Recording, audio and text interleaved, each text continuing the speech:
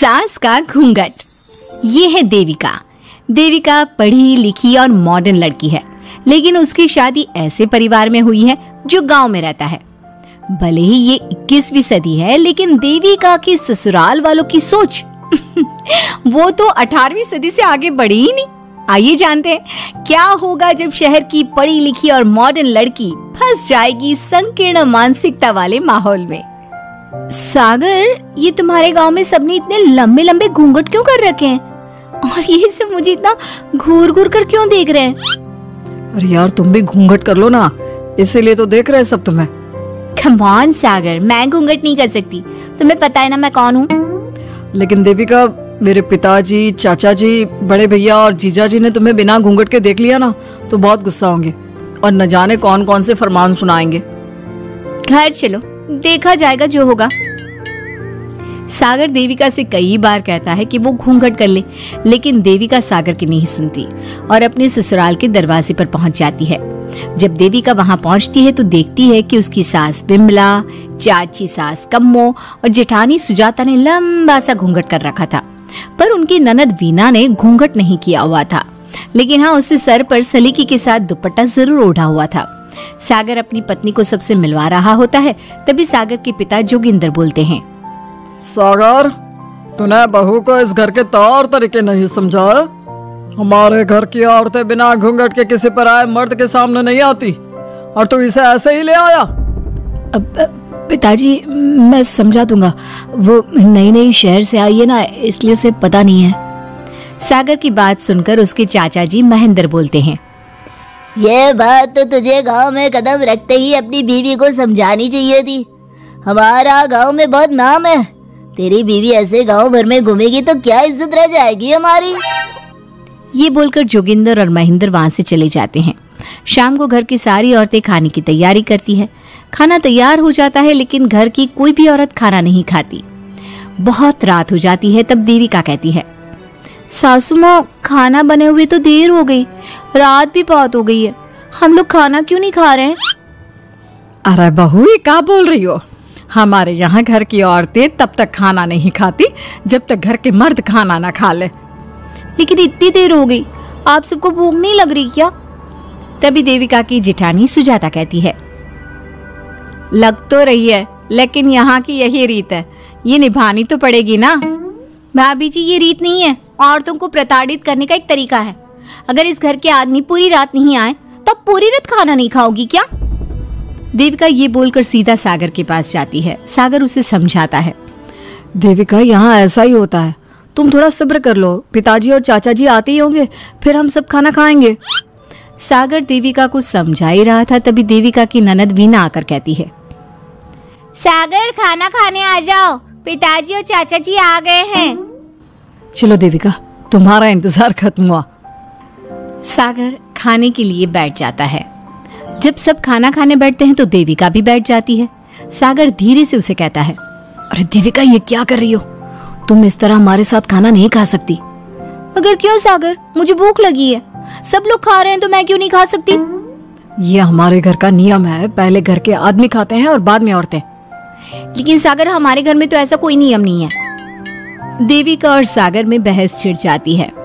तब सागर का बड़ा भाई कहता है, सागर, तेरी बीवी को एक बार में समझ में नहीं आता क्या कि इस घर की औरतें मर्दों के खाना खाने के बाद ही खाना खा सकती है? भैया, मैं देविका को यही समझा रहा था। मुझे तो लग रहा है कि इसके दिमाग में कोई बात ही नहीं बैठती एक बार में। भैया, मेरे दिमाग में बात तब बैठेगी ना जब आपकी बात कोई ढंग की होगी। अरे आखिर क्यों घर की औरतों को आप लोगों की बात खाना मिलेगा? हाँ, अब से पहले घर की किसी औरत ने घर की किसी मर्द से इस लहजे में बात नहीं की थी, इसलिए वो सब देविका की बात सुनकर हैरान रह गए।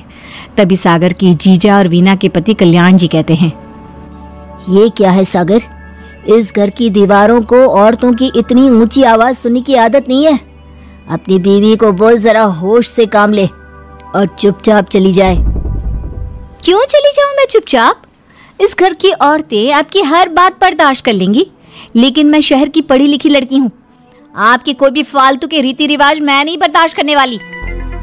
इस तरह देविका ने सारे घर की औरतों के लिए मिसाल पैदा कर दी। जोगिंदर के घर में पहली बार किसी महिला ने विरोध का स्वर उठाया है, ये बात घर के किसी मर्द को बर्दाश्त नहीं हो रही है। तभी जोगिंदर कहता है, महेंद्र, मोहन, इस बेशर्म लड़की को कमरे में बंद कर दो और आज इसे कोई खाना नहीं देगा। अगर किसी ने इसे खाना दिया तो मैं उसे जिंदा नहीं छोड़ूंगा। महेंद्र और मोहन उसे कमरे में बंद कर देते हैं और उसे खाना भी नहीं देते। रात के 3 बज जाते हैं। भूख की वजह से देविका को नींद भी नहीं आती। तभी उसे कुछ महसूस होता है। ऐसा लग रहा है कोई दरवाजा खोल रहा है, लेकिन इतनी रात को कौन हो सकता है? कहीं सागर तो नहीं? देविका उम्मीद भरी नजरों से दरवाजे की तरफ देखती है, लेकिन दरवाजा खोलने वाला सागर नहीं बल्कि विमला और कम्मो है। माँ जी, चाची जी, आप दोनों? बहू, ये ले, हम तेरे लिए खाना लाए हैं, खा ले। और ये बात ना तो किसी को बताना मत कि हमने तुझे खाना दिया है, नहीं तो हमारे मर्द मार मार कर हमारा बुरा हाल कर देंगे। माँ जी, आप यहाँ इतना घुट घुट कर क्यों रहती हो? देविका, अब तू भी इस घर की बहू है, तू भी हमारी तरह रहना सीख ले। इस घर के कायदे कानून अपना ले। इस घर के मर्द तो कभी बदलने वाले हैं नहीं बहू, तो तू ही बदल ले अपने आप को। माँ जी, बदलाव अच्छे के लिए हो तो हमें बदलना चाहिए, बेकार और बेतुकी बातों का तो विरोध करना चाहिए। दोनों ने देविका को समझाने की कोशिश की, लेकिन देविका ने उल्टा उन्हें ही समझा दिया। इसी तरह एक दिन देविका किसी बात पर जोर जोर से हंस रही थी। तभी देविका की सास विमला ने उसे टोकते हुए कहा, अरे बहू, तू इतनी जोर जोर से क्यों हंस रही है? हमारे घर की औरत इतनी जोर जोर से नहीं हंसती। विमला अपनी बहू को समझा रही थी कि तभी महेंद्र बोलता है, अरे कम्मो, कौन है ये औरत जो बेशर्मों की तरह जोर जोर से हंस रही है? तभी कम्मो और देविका बाहर आ जाती हैं। जी, वो मैं हंस रही थी चाचा जी, अब आप लोग हंसने पर भी पाबंदी लगाओगे क्या? तुम जैसी बदतमीज लड़कियों से मैं बात नहीं करना चाहता, लेकिन कान खोलकर सुन लो, इस घर की औरतें इतना जोर जोर से नहीं हंसती। और हाँ, तुम्हें पहले ही बता चुके हैं कि इस घर की दीवारों को औरतों की तेज आवाज सुनने की आदत नहीं है। इस घर की दीवारों को आदमियों की ऊंची आवाज सुनने की आदत है, लेकिन औरतों की नहीं। चाचा जी, आपके घर की दीवारें तो बहुत दोगली है।